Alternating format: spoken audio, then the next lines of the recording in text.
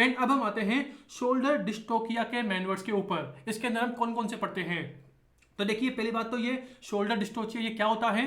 देखिए आप इसे पढ़ते हो डायबिटीज के अंदर। अगर मदर के अंदर डायबिटीज है तो उसका बच्चा क्या होता है, बड़ा होता है। अगर बच्चा बड़ा होता है तो ओवरऑल जो शोल्डर है ना वो क्या हो जाता है, स्टक हो जाता है। मतलब कि देखिए ये क्या है, जैसे प्यूबिक सिम्फाइसिस, और देखिए यहाँ पर ये शोल्डर क्या है, स्टक है। प्यूबिक सिम्फाइसिस के जस्ट नीचे क्या हो गया, शोल्डर फंस गया। तो देखिए वही है, शोल्डर मतलब शोल्डर, डिस्टोचिया मतलब फंस गया। ओके, शोल्डर फंस गया। क्यों फंस गया, क्योंकि बेबी की साइज थोड़ी बड़ी है और वह सर्विक्स से नहीं निकल पा रहा, उसकी डिलीवरी नहीं हो पा रही।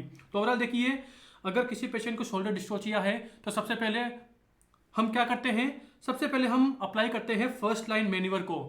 और इसके अंदर क्या आता है, नंबर 1 मैक रॉबर्टसन मैन्यूवर, और नंबर सेकंड क्या आता है, सुप्राप्यूबिक प्रेशर। मतलब कि जो दोनों होते हैं ना इन्हें एक साथ अप्लाई करते हैं। उसी के साथ देखिए यहाँ पर ध्यान रखना कि हम फंडल प्रेशर को रिकमेंड नहीं करते in the case of shoulder dystocia. देखिए यहाँ पर क्या है, यहाँ पर सुप्राप्यूबिक प्रेशर है, यहाँ पर फंडल प्रेशर है। फंडल मतलब कि हम यूट्रस के फंडस के ऊपर प्रेशर नहीं देते। देखिए ये रहा, ये क्या है, दिस इज यूट्रस फंडस, तो हम यहाँ पर ऐसे प्रेशर नहीं लगाएंगे। Okay, in the case of shoulder dystocia कहाँ पर लगाएंगे, देखिए प्यूबिक सिम्फाइसिस है तो नंबर जो 2 पॉइंट दिखा रहा है ये डॉक्टर कहाँ लगा रहा है प्रेशर, ये इस प्यूबिक सिम्फाइसिस के ऊपर ऐसे प्रेशर लगा रहा है। मतलब कि this is supra pubic pressure. देखिए सुप्रा प्यूबिक प्रेशर वही है। तो ओवरऑल नंबर 1 क्या है, मैक रॉबर्टसन मैन्यूवर, और नंबर 2 क्या शो कर रहा है, देखिए यहाँ पर नंबर 2 क्या शो कर रहा है, नंबर 2 शो कर रहा है सुप्रा प्यूबिक प्रेशर को। ओके, ध्यान रखना फंडल प्रेशर अप्लाई नहीं करते। उसी के साथ देखिए अब जो ये 1 वाला है मैक रॉबर्टसन मैन्यूवर है, इसके अंदर क्या करते हैं, तो देखिए आप यहाँ पे देखिए जो फीमेल का लेग है ये क्या है, फीमेल का जो नी जॉइंट है ये क्या है, फ्लेक्स है। और फ्लेक्स करके हमने इसको कहाँ रख दिया, मदर के एब्डोमेन के ऊपर रख दिया। मतलब कि हमने मदर के नी को फ्लेक्स किया और उसे कहाँ रख दिया, मदर के एब्डोमेन के ऊपर। तो वही लिखा है फ्लेक्शन ऑफ मदर हिप्स टुवर्ड, देखिए हिप जॉइंट को भी फ्लेक्स किया है, नी को भी फ्लेक्स किया है। तो overall flexion of mother hip toward his abdomen to wide pelvic outlet, कि अगर हम दोनों को फ्लेक्स करके मतलब कि नी जॉइंट और हिप जॉइंट को फ्लेक्स करके मदर के एब्डोमेन पे रख देंगे तो ओवरऑल जो पेल्विक आउटलेट है वो बड़ा हो जाता है, जिससे फिर बेबी को निकलने में आसानी होती है। ये बात हो गई। तो overall this is the image of McRoberts manoeuvre. Okay, and देखिए इससे अभी रिसेंटली नीट पीजी 2025 के अंदर क्वेश्चन आया है कि जब हम ये मैन्यूवर कराते हैं तो इसके अंदर मोस्ट कॉमन कौन सी नर्व डैमेज होती है, तो वही है most common maternal nerve injury during McRobertson manoeuvre. तो इसका आंसर क्या है, lateral cutaneous nerve of thigh. Okay, lateral cutaneous nerve of thigh, और इसे ही क्या बोलते हैं, इसे ही बोलते हैं मिराल्जिया पेरिस्थेटिका। मतलब कि मैक रॉबर्टसन मैन्यूवर के अंदर जो लेटरल क्यूटेनियस नर्व डैमेज होती है तो इसका नाम क्या है, मिराल्जिया पेरिस्थेटिका। ओके, और इसके सिम्टम क्या होंगे कि जो मदर है ना, देखिए lateral cutaneous nerve of Thai है, मतलब कि थाई के लेटरल साइड क्या होंगे, थाई के लेटरल एस्पेक्ट ऑफ थाई में क्या होगा, पेरास्थीसिया या टिंगलिंग सेंसेशन होगी। किसको, मदर को। कौन सी बात है भाई, तो ये हमने क्वेश्चन में डिस्कस कर लिया। ओवरऑल देखिए इस वीडियो से अभी रिसेंटली नीट पीजी 2025 के अंदर 2 क्वेश्चन आए हैं। नंबर 1 क्वेश्चन मिराल्जिया पेरिस्थेटिका, नंबर 2 क्वेश्चन इससे दिस इज लोविसेट मैन्यूवर का इमेज बेस्ड क्वेश्चन। ओके, दोनों डिस्कस कर लिए। अब आते हैं अगले वाले पर कि अज्यूम करो कि हमने मैक रॉबर्टसन मैन्यूवर कराया, सुप्राप्यूबिक प्रेशर दिया, दोनों के दोनों फेल हो गए, मतलब कि इसके बाद भी बच्चा बाहर नहीं आया। तो इसके बाद हम क्या कराएंगे, उसके बाद हम करेंगे बेबी के पोस्टीरियर आर्म को बाहर निकालेंगे। पोस्टीरियर साइड का जो आर्म है, मतलब कि जो बेबी का जो शोल्डर, बेबी का वो शोल्डर जो प्यूबिक सिम्फाइसिस के अपोजिट साइड है, प्यूबिक सिम्फाइसिस के जस्ट नीचे है, मतलब दिस इज एंटीरियर शोल्डर, उसके अपोजिट है मतलब दिस इज पोस्टीरियर शोल्डर। तो उसे हम क्या करेंगे, बाहर निकालेंगे। कब निकालेंगे, जब अगर McRobertson manoeuvre and suprapubic pressure दोनों के दोनों फेल हो जाए।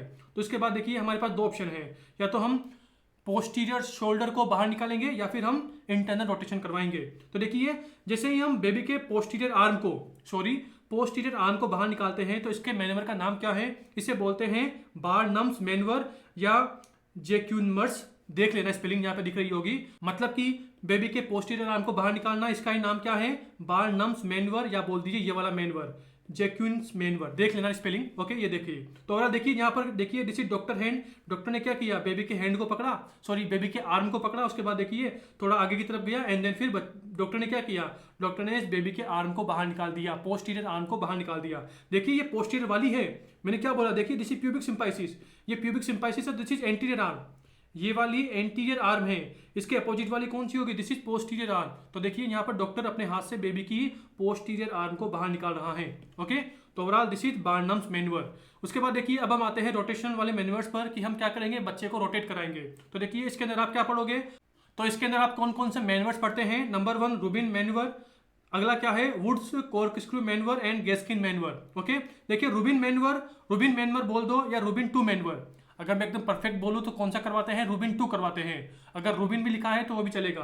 अब देखिए रूबिन और वुड कॉर्कस्क्रू, इन दोनों में स्टूडेंट बहुत ज्यादा कंफ्यूज होते हैं। तो ध्यान रखना रूबिन में क्या करते हैं, ओनली 30 डिग्री रोटेट कराते हैं बच्चे को, जबकि वुड कॉर्कस्क्रू इसमें क्या करते हैं, हम बच्चे को कॉर्कस्क्रू की तरह पूरा का पूरा 180 डिग्री रोटेट कराते हैं। ओके तो ये हो गया डिफरेंस, मतलब कि रूबिन में कम कराएंगे, वुड कॉर्कस्क्रू में ज्यादा रोटेट कराते हैं। यहाँ पे देखिए ओनली 30 डिग्री रोटेट कराया है, तो दिस इज रूबिन 2।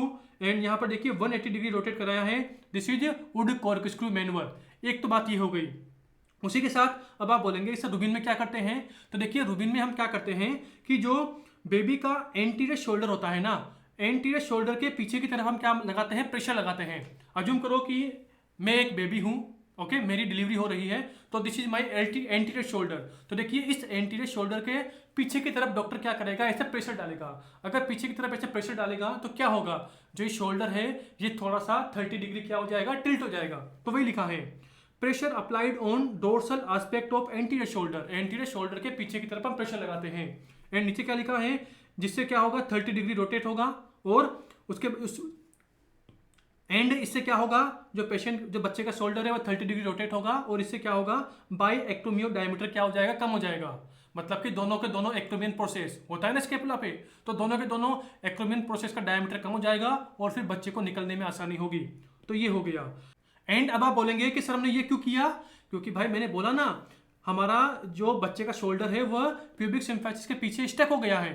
तो ओवरऑल हमने क्या किया, ऐसे एंटीरियर शोल्डर पर पीछे की तरफ धक्का दिया ताकि जो प्यूबिक सिम्फाइसिस के पीछे जो शोल्डर स्टक हुआ है, शोल्डर डिस्टोचिया हुआ है, वो अलग हो जाए, वो हट जाए वहां से, ताकि बेबी की डिलीवरी हो सके। तो वही लिखा है this impact the anterior shoulder from behind the pubic symphysis. Okay ये हो गया।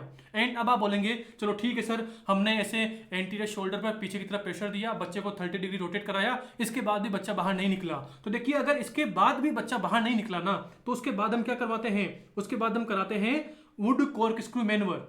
मतलब कि देखिए वही लिखा है using after Rubin's if shoulder dystocia is persist. मतलब कि हमने रूबिन मैन्युअर कराया, इसके बाद भी बच्चा बाहर नहीं निकल रहा, शोल्डर डिस्टोचिया आपको दिख रहा है, शोल्डर आपको फंसे हुए दिखाई दे रहे हैं, तो उसके बाद हम क्या कराएंगे, उसके बाद हम वुड कॉर्कस्क्रू कराएंगे।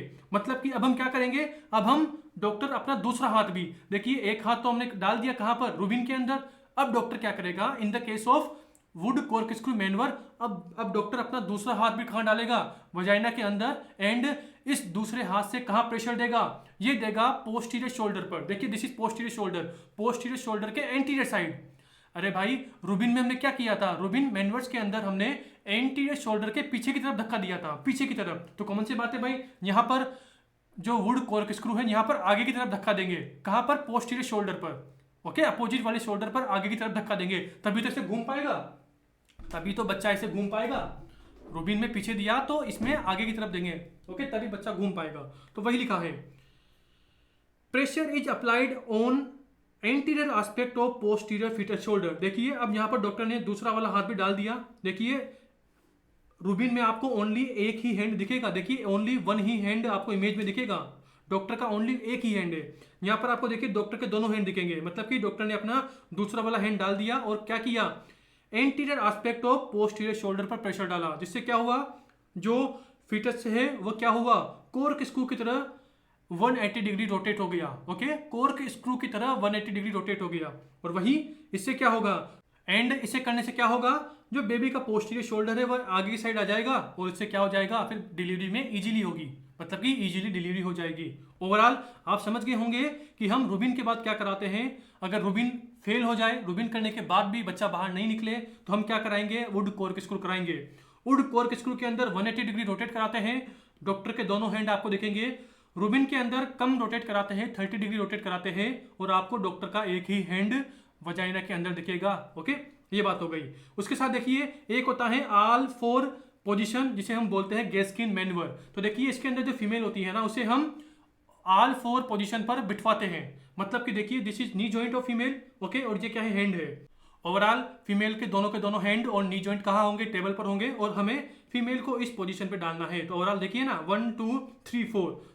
तो ओवरऑल ये वाली इमेज किसकी है, this is the image of Gaskin manoeuvre, या बोल दीजिए ऑल 4 पोजीशन। तो वही लिखा है the mother get on her hand and knee to help shoulder rotation. Okay, देखिए फिर हमने यहाँ पे रोटेट किया है। तो overall this is Gaskin manoeuvre. Overall आपको देखिए इमेज बेस्ड आइडेंटिफिकेशन आना चाहिए कि ये वाली इमेज कौन से मैन्युअर की है, ये बात कर ली। एंड अब आप बोलेंगे कि सर हमने सब कुछ कर लिया, पोस्टीरियर आर्म भी बाहर निकाल दी, ओके, रूबिन कर लिया, गेस्किन कर लिया, ऑल 4 कर लिया, उसके बाद भी बच्चा बाहर नहीं निकला। तो देखिए उसके बाद अब हमारे पास क्या ऑप्शन है, अब हमारे पास है लास्ट रिसोर्ट मैन्युअर, मतलब कि अब हमारे पास यही ऑप्शन है। इसमें क्या करते हैं, इसमें देखिए टोटल हम 4 चीज कर सकते हैं। पहला क्या है, सिम्फाइशियोटमी, मतलब कि जो फीमेल का प्यूबिक सिम्फाइसिस होता है उसके ऊपर हम इंसिजन देंगे और फिर हम क्या करेंगे, प्यूबिक सिम्फाइसिस को इसे अलग अलग कर देंगे। तो ओवरऑल देखिए ये सारे क्या है, दीज आर इन्वेजिव प्रोसीजर, मतलब कि बहुत ज्यादा प्रॉब्लम होने वाली है फीमेल को इन फ्यूचर। तो ओवरऑल इसीलिए हमने क्या बोला, दीज आर लास्ट रिसोर्ट।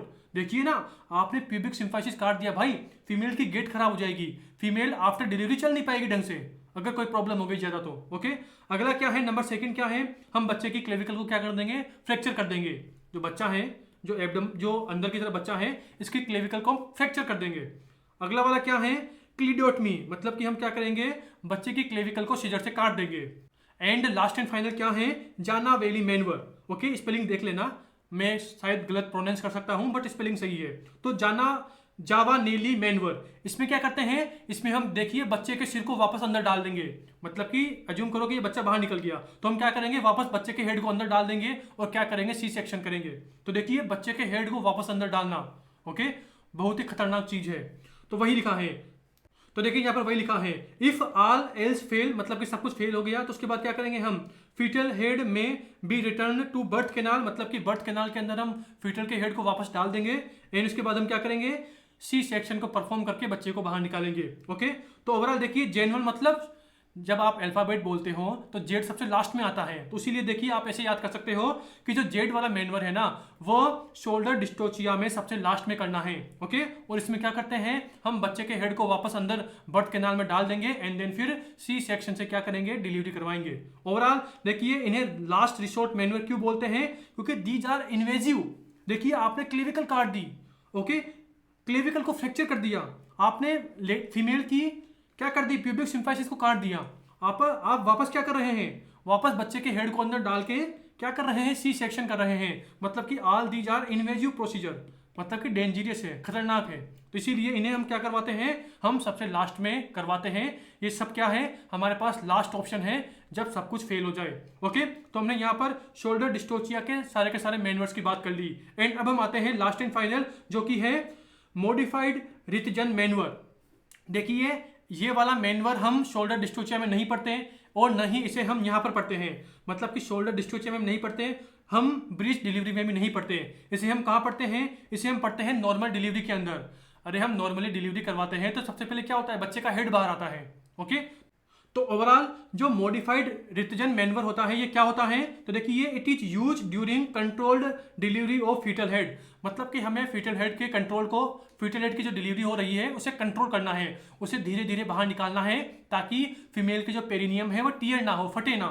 अगर बच्चे का हेड एकदम से बाहर आ जाएगा तो देखिए पेरिनियम पर बहुत ज्यादा प्रेशर पड़ेगा और उससे क्या हो सकता है, लेडी की पेरिनियल टीयर हो सकती है। तो देखिए वही लिखा है, help to protect perineum, reduce risk of perineal tear. Okay, कौन, मॉडिफाइड रिथजन मैन्युअर। देखिए यहाँ पे दिख रहा होगा कि देखिए डॉक्टर का जो हैंड है, देखिए उसकी हेल्प से क्या कर रहा है डॉक्टर, देखिए डॉक्टर बेबी के चिन को ऐसे ऊपर की तरफ पुश कर रहा है और थोड़ा सा पेरिनियम पर सपोर्ट भी लगा रहा है ताकि जो बेबी का हेड है वो एकदम से बाहर ना आए और पेरिनियम को टीयर ना करे।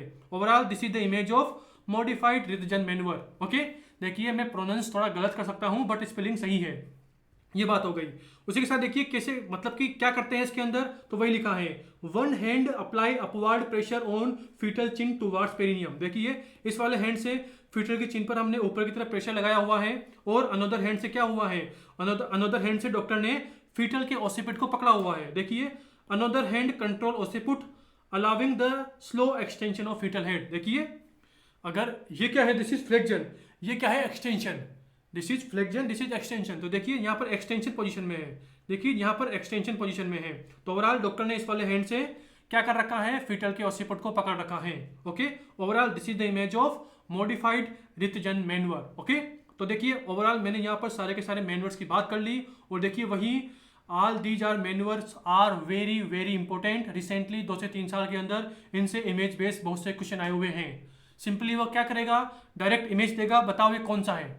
ओके, या फिर जो एग्जामिनर है वो ये पूछ लेगा, अगर उसने इमेज बेस्ड क्वेश्चन नहीं दिया तो बताओ कौन सा मैन्युअर हम ब्रीच डिलीवरी के अंदर करवाते हैं, कौन सा मैन्युअर शोल्डर डिस्टोचिया से रिलेटेड है, कौन सा मैन्युअर नॉर्मल वेजाइनल डिलीवरी से रिलेटेड है। ओके, तो आज की हमारी वीडियो यहीं पर फिनिश होती है। बाय।